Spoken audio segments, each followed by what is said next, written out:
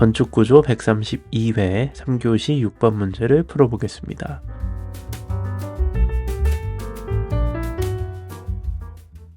문제를 풀기 위해서는 충실 단면과 중공 단면의 전단 형상계수를 알고 있어야만 합니다.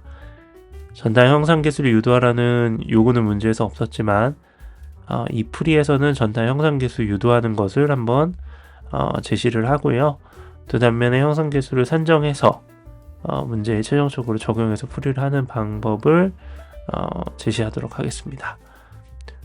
먼저 전단 응력, 전단 변형률의 관계, 즉 변형에너지 밀도 관계를 활용해서 전단 변형에너지를 다음과 같이 유도할 수 있겠습니다. 식을 유도하는 과정에서 전단 탄성계수, 단변적 및 전단력에 대한 함수로 제너럴 텀을 묶어내면은 잔여 1차 모멘트, 2차 모멘트 및 단변 폭에 대한 관계식이 남게 되는데 이를 정리한 것이 즉 전단 형상계수라고 정의를 하고 문제에서 볼 수 있듯이 단변 형상에 따라서 그 값이 차이가 발생하게 됩니다.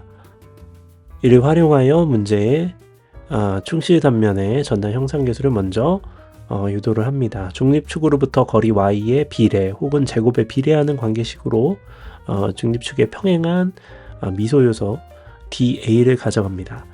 이때 변수 세트 프라임을 적용하여 1차 단면 모멘트의 함수를 유도를 합니다.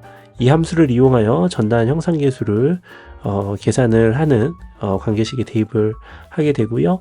식은 미소 면적의 밑변 길이 곱하기 미소 높이 dy와 중립축으로부터의 거리로 구성이 되는데 여기서 dy를 반지름과 각도에 극좌표화하면 반지름 r 곱하기 d세타 즉 ds에 코사인 x를 곱하게 되면 미소요소의 높이 요소인 dy가 된다는 것을 알 수 있게 됩니다. 따라서 이를 대입하게 되면 다음처럼 극좌표계를 따라서 적분을 활용할 수 있게 되는데요. 이 관계식을 이용하면 매우 유용하게 Q 즉 1차 단면 모멘트의 세트 프라임의 변수가 되는 함수 값을 계산할 수 있게 되고요. 적분은 맥시멈 값인 90도까지 적용을 해서 계산을 하게 되고 즉 세타 프라임 임의의 세타 프라임을 대입했을 때의 단면 1차 모멘트 관계식을 계산할 수 있게 되고 이 값은 3분의 2 곱하기 코사인 3승 세타 프라임 곱하기 r 3승이 된다는 것을 알 수 있게 되고 이 유도된 식을 다음에 전단 형상계수 관계식에 대입하도록 하는 준비가 끝나게 됩니다.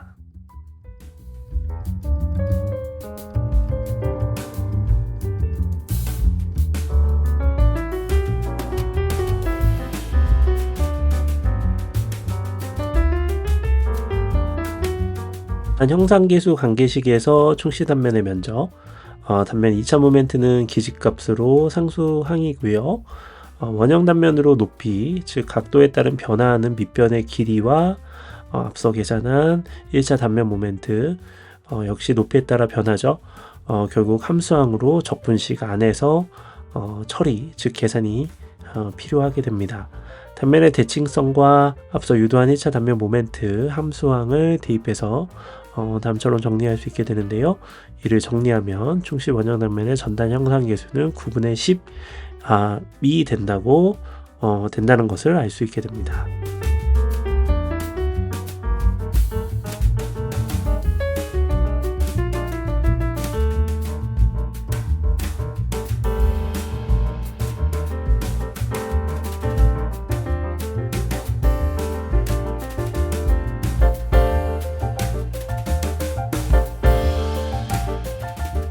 한편 중공 원형 단면의 전단 형상계수를 유도를 해 보겠습니다.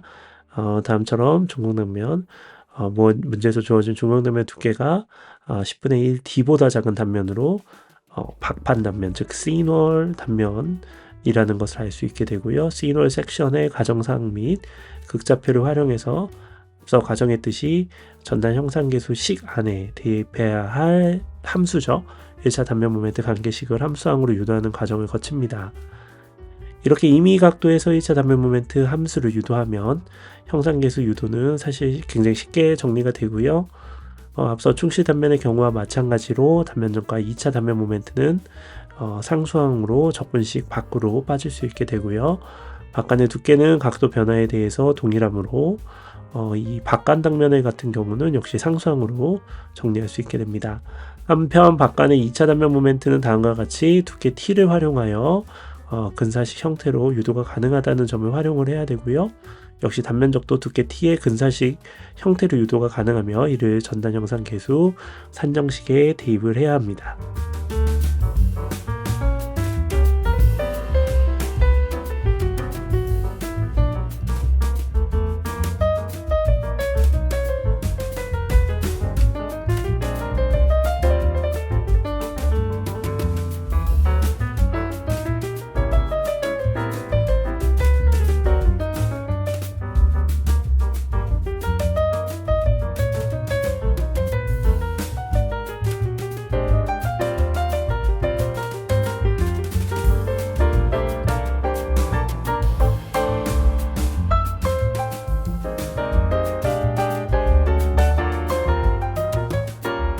이제 상수항과 함수항을 모두 계산을 했기 때문에 앞서 보한 전단 형상 계수 관계식에 대입하여 적분식을 풀이합니다. 이를 유도하며 박간의 중공 단면의 전단 형상 계수가 2가 된다는 것을 알 수 있게 되고요.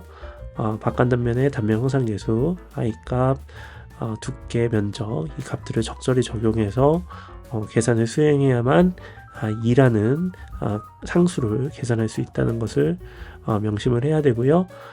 이제는 모멘트와 전단력에 의한 변형 에너지를 계산을 할 차례가 됩니다.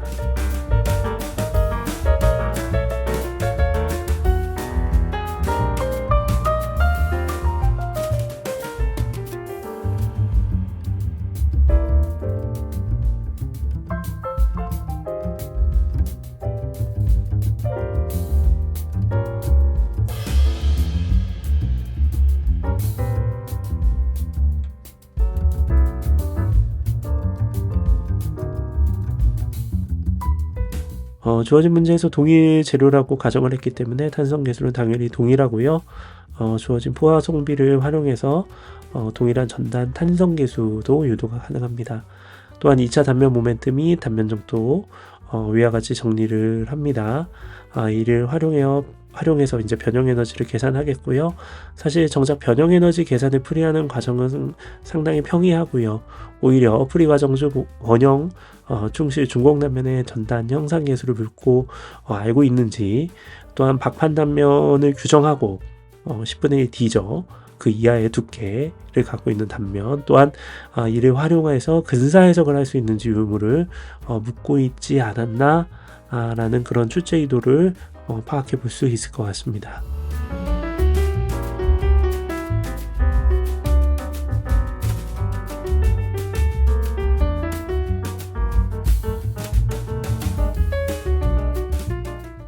앞서 유도한 기지값을 활용하여 모멘트와 전단력에 대한 변형 에너지를 계산하고 각각 비교를 해봅니다.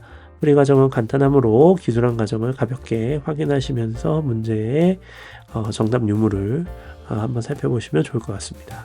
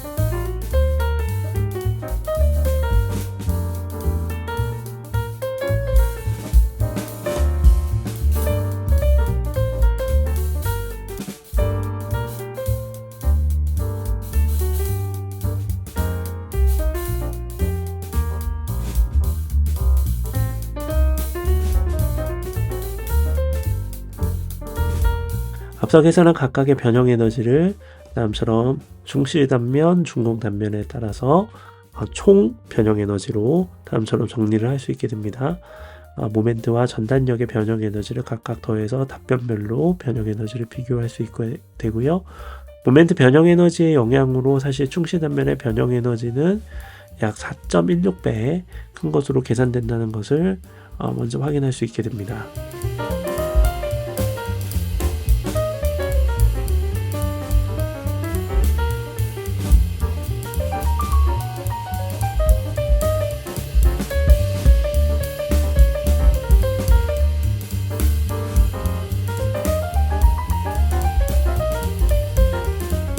그러나 전체 변형 에너지 중에서 모멘트에 의한 변형 에너지가 차지하는 비율을 조금 꼼꼼히 살펴보게 되면 준공 단면의 비율이 충실 단면에 대한 그 비율보다 굉장히 낮다는 점을 확인할 수 있게 됩니다.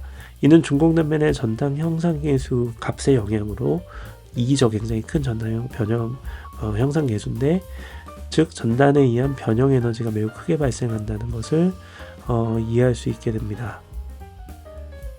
이를 모멘트에 의한 변형 에너지와 전단에 의한 변형 에너지의 크기를 각 준공과 충실 단면 각각으로 비교하게 되면 그 속이 비어있는 준공 단면의 경우에 힘에 의한 변형 에너지의 약 9.5%의 수준의 값이 전단 변형 에너지로 축적이 된다는 점을 특징으로 정리할 수 있겠고요. 이는 충실 단면의 1.2%와 비교할 때는 거의 8배에서 9배 정도로 큰 숫자가 전단 변형 에너지로 저장이 된다는 점을 시사점으로 고찰로 정리를 할 수 있을 것 같습니다.